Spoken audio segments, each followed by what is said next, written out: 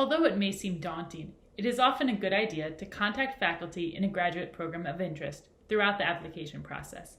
There are multiple reasons that contacting faculty can really help you out. For example, individual faculty members often have a large say in who is accepted to the graduate program. This can vary a lot across programs and disciplines, but it's something to keep in mind.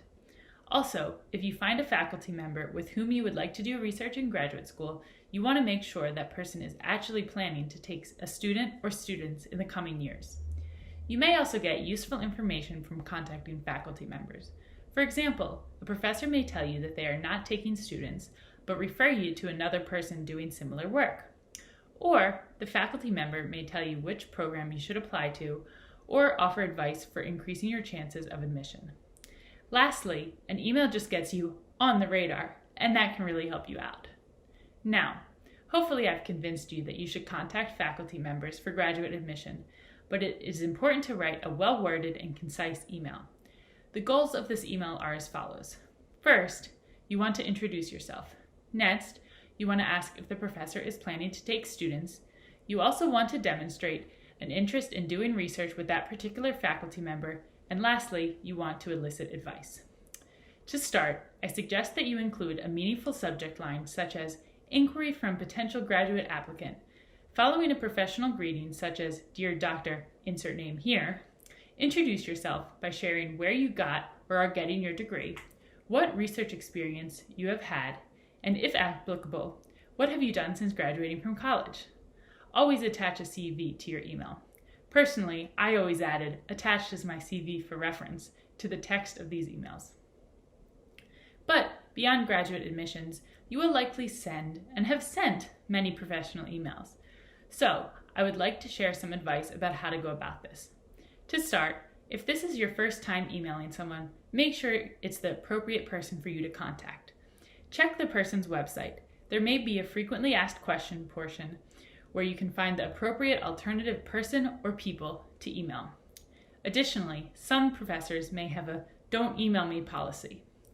Unfortunately, many people don't regularly update their websites, so information may be outdated.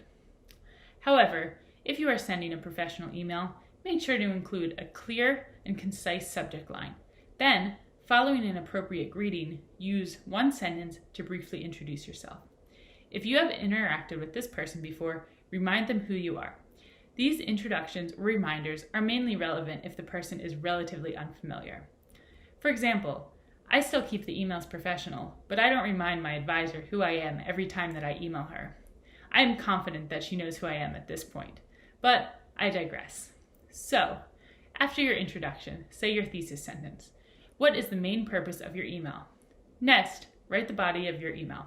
Lastly, in the final sentence, provide something concrete to reply to or make it explicit that a reply is unnecessary. One thing to keep in mind is that some people just don't reply to emails. Don't take it personally. However, if the matter is urgent, you can send a follow-up email or try calling someone. I know, calling can be more intimidating than emailing, but it often works wonders.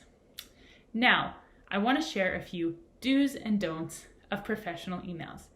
You've probably heard many of these suggestions before, but hearing important things again definitely doesn't hurt. So, be professional. If applicable, call him, her, or they Dr. last name. Like I said before, write a meaningful subject line and be sure to include an opening and closing salutation.